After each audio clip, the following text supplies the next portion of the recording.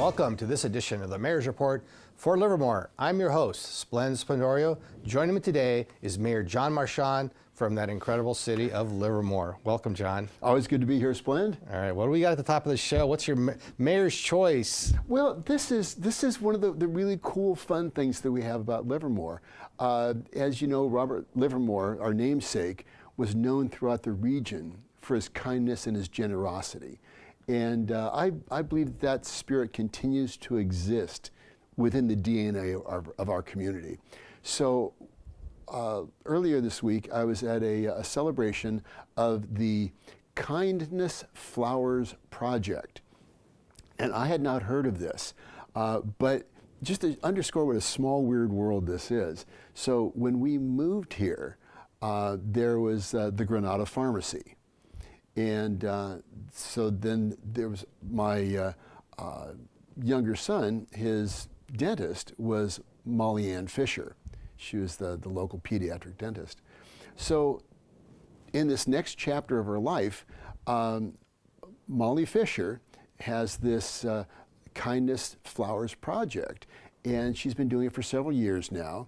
And what she does is she enlists neighborhood volunteers, community volunteers, and they, with flowers that she grows in her garden and also with Alden Lane, they create these bouquets, and then they deliver them to people that might need them. So at Shepherd's Gate shelter, or the Tri-Valley Haven, or local hospitals, or any of these sorts of places where people may need to brighten their day, they've delivered over 2,400 bouquets this year alone. And you do a quick little math there, that's almost 100 a day. Yeah, that's a lot. And but they do it with volunteers and donated flowers, and they've impacted literally thousands of people in the few years that they've been doing this. So they had a community celebration at excuse me, at Alden Lane the other day, recognizing Molly Fisher and this project that she came up with. It was during COVID, and they were trying to think about ways to lift people up and make everybody feel better. And it's showing kindness and generosity, and how the community can come together to lift people up. It's just a wonderful thing. project. Yeah. Is there a website? I don't believe there is. Molly Word of mouth. Yeah, Molly had put out a thing on Nextdoor looking for volunteers, and she got a couple dozen people that signed up to volunteer because they thought, what a beautiful idea, and this idea of spreading kindness around the community. And it goes back to one of my favorite quotes from the movie Harvey, where the guy, his best friend is a 6-foot-tall rabbit. And he said that in this world, you either need to be oh so smart or oh so pleasant. I've been smart. I recommend pleasant.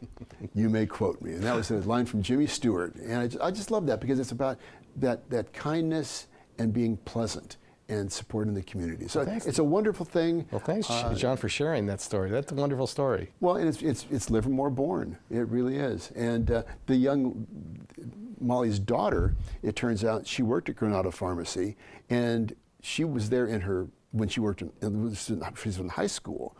And I used to bring Steven in when Steve was in a stroller, and now he's a grown man in his 30s. So it's just this ongoing spirit in the community. It's a small world. It really is. When I finally put all the pieces together, it's like, wow, this goes back decades. I hear a city commemorative presented a plaque. Plaque. Presented I hear that coming. Yes, I presented a certificate of appreciation. Yeah, there you go. All right. Well, John, let's talk about another something just maybe enjoyable, but maybe for folks of a younger age. Trunk or treat. It's become a big event in Livermore. Tell us more about it. Well, so this whole idea started out. It was a community outreach from the police department. So the police department set up this haunted house through the police department. It was a great idea. The kids loved it. We had lines of kids going through there. And then COVID hit, and it came to a screeching halt. So how do you continue to have Halloween and that is so much fun for the kids when you can't be around people? So they sort of modified it a little bit, and we ended up with this outdoor event called Trunk or Treat. And the idea was people would decorate their cars or their trucks and then dispense the candy out of the trunk of the car, hence Trunk or Treat. And we had the fire department out there, and they're grilling hot dogs, and it became this wonderful event. They have games that the kids can play. It's funny. There's too many people that don't have enough to do. There was this troll on Nextdoor, and she pipes in with, "Whoa, what's this costing the taxpayers of Livermore?" And I wrote back to her. I says, "This isn't costing you anything. These are city employees that are donating their time. They're donating the candy. We have businesses. Cal Water donated a whole bunch of candy to the event. So this is everything donated by our community." And I look at this as this is going to be the return on the investment here, because these young children are going to remember the kindness and the generosity of the civil servants that we have in our community, the police and the fire. And they're going to, I think we had 5,000 kids last year. We haven't gotten the final tally on this year, but kids by the thousands, and they just love this. They come out. We had, for the first time, the Alameda County Sheriff's Department came in. They brought in their helicopter. They had a helicopter display. Oh, yes. They had the helicopter and the motorcycles with skeletons piloting them. It's very cool. And but all the city departments had different scenarios set up where the kids could go around. The police department had special Trunk or Treat stickers that they had. The Wheels brought out their haunted bus experience. It was just, we had a 26-foot inflatable pumpkin out there. We had probably a 20-foot tall inflatable skeleton, but all these different things. It was just a lot of fun, and the kids just loved it. And we had a haunted graveyard set up. I remember a couple of years ago, they had one car was set up, and they used garbage cans as the afterburners for an F-14 jet. And there was another truck from landscaping that was done as a pirate ship. So some of the creativity of these folks is just wonderful, and it's one of my favorite events. It's great fun. Great, John.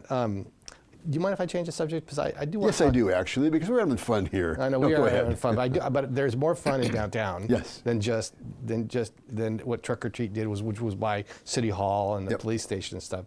But with the time we have a little left here, I want to talk a little bit about the status of the L Street parking garage. Okay. Then we'll talk about some other projects going on downtown. Okay, sure. So the L Street parking garage,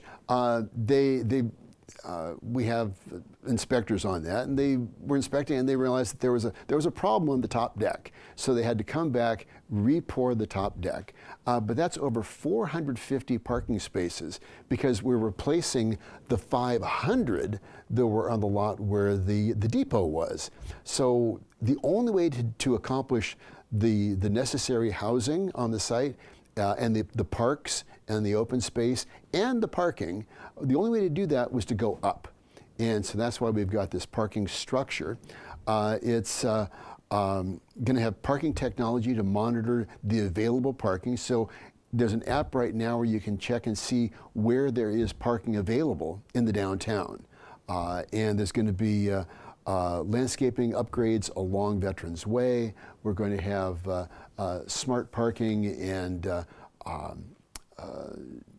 EV, electric vehicle parking, parking for various disabilities. So it's all going to be coming into the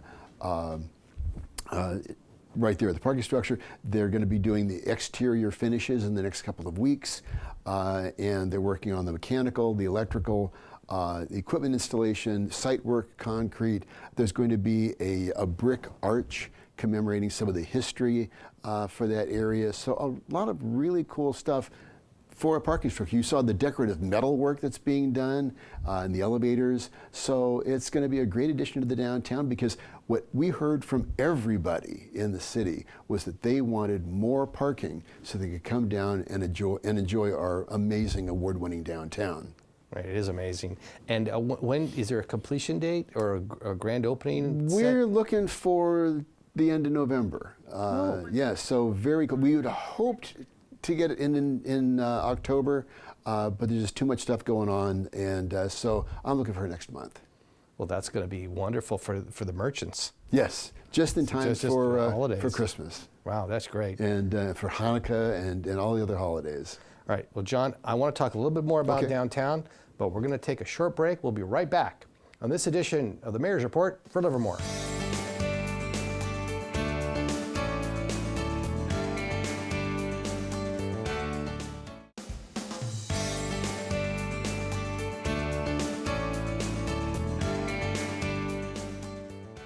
Welcome back to this edition of the Mayor's Report for Livermore. We're here talking with Mayor John Marchand. Welcome back, John. Good to be back. All right, let's finish up. Let's talk a little bit more about downtown and finish some nice improvements that we're going to see in the immediate future. And first of all, let's talk about the expansion of Blacksmith Square. I mean, I've driven by it, and it's coming up. What can we anticipate there? Isn't that cool? And when people look at Blacksmith Square, and that really was where the blacksmith was. And what's kind of funny is my son had his muffler replaced at the muffler shop there. But it's still the same thing. It's just a different kind of horsepower. And before it was the blacksmith shop, then it was a muffler shop, and now it's one of the happenings venues in the entire city.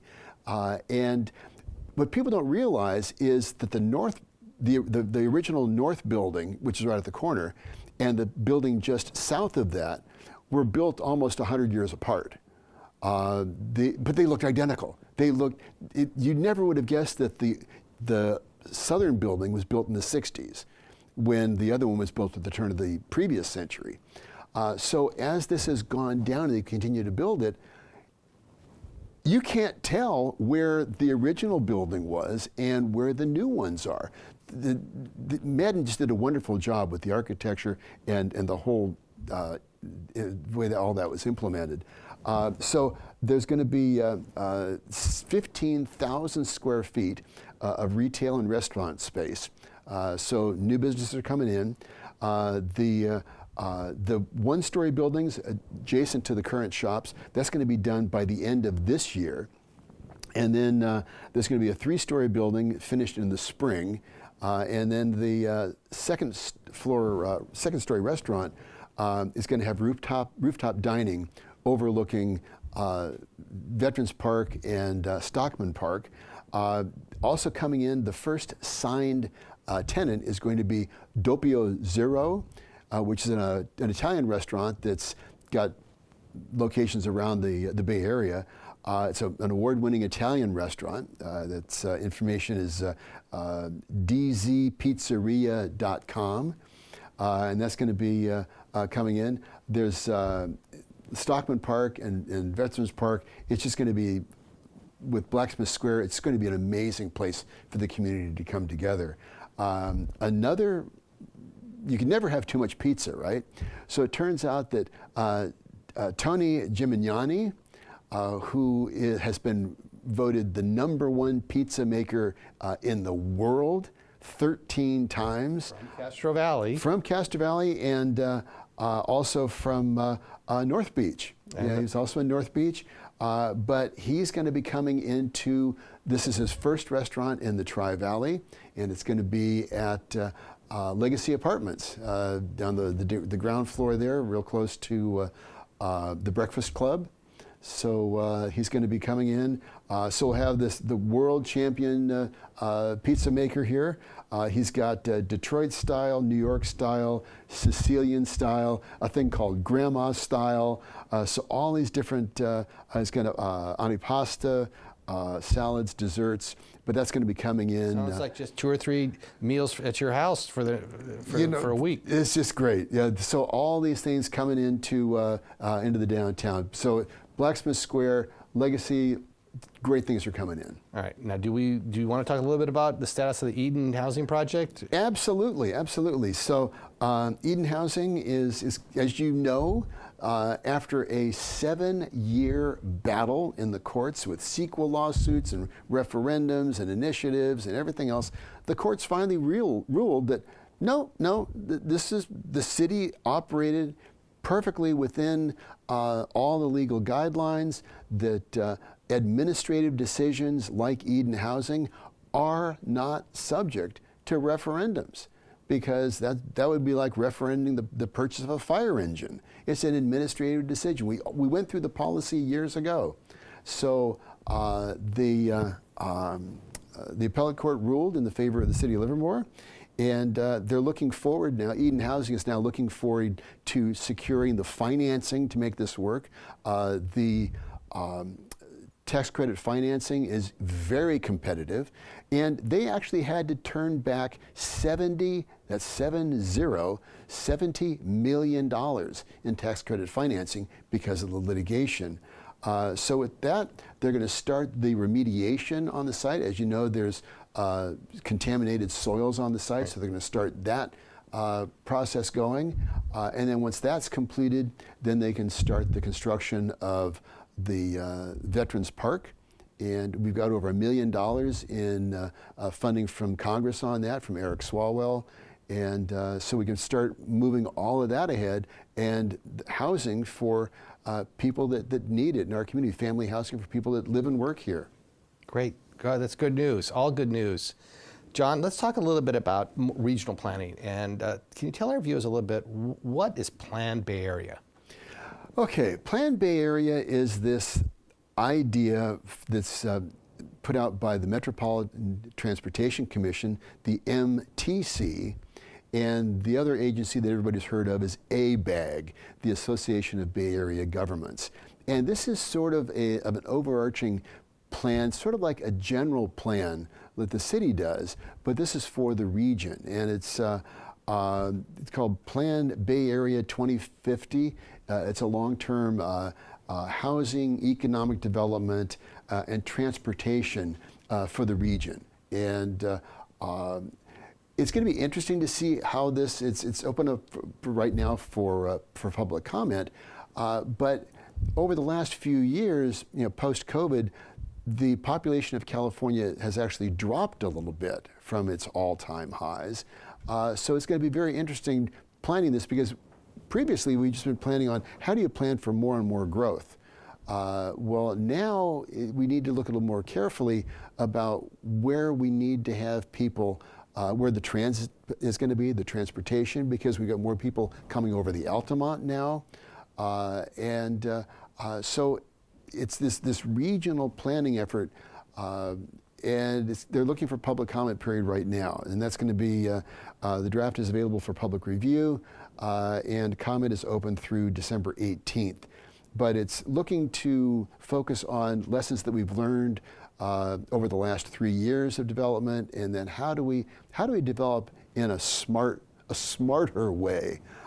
Because one of the tools that they use is, if ABAG comes up with the RHNA numbers, the Regional Housing Assessment numbers. So how do we, or the needs assessment. So how do you take those over the last few years and ensure that we have the transportation in the right places and the housing and the jobs, because you need to create the housing near the jobs. And for years, they haven't been doing that, and that's why we've got all these people coming over the Altamont. Now, John, this release is called Plan Bay Area Plus. So it's an update. It's focused Plan more Bay on Area transit. 2050 Plus. Yeah. Yeah, 2050 plus. And it's focused on transit and is there an effort there to try to figure out how to get BART ridership back up to where it was pre-COVID? Is that part of the effort here? Well, it's not so much targeted just for BART. It's as you're building transit, how do you need to make that work? And something like, this is where something like Valley Link would be critically important. BART ridership, I mean, that was problematic because the crime, the fare gates, people were jumping the fare gates. So that was all problematic, but that's really more BART management. But one of the things that when we were looking at having the BART station come to Livermore, we were going to be one of the few net profitable stations in the entire area, in the entire system. BART decided not to come here. Valley Link could be the saving grace for BART because it's going to bring in thousands more riders.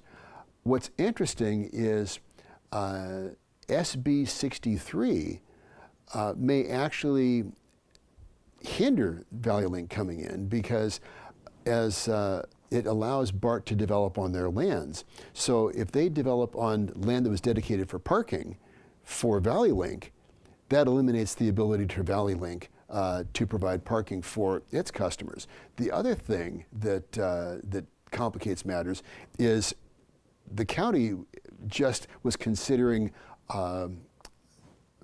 allowing BART to develop on their parking lands. So if they develop parking on the Dublin Pleasanton station, that eliminates the ability for Livermore residents to access BART.